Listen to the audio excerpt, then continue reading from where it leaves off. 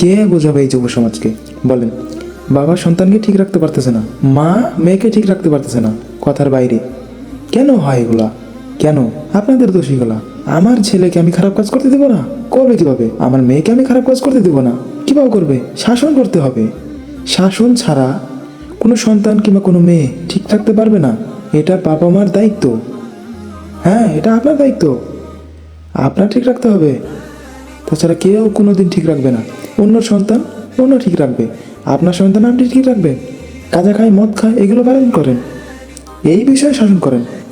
ছোটবেলা থেকে হাতে ফোন দিয়ে রাখতেছেন, এটা ভুল, এটা করা যাবে না। এখনকার যুব সমাজকে আল্লাহ তাআলার ৯৯টি নাম, ৯৯টি নামের একটা নামের সুন্দর করে এক্সপ্লেন করতে বলেন, পারে কিনা?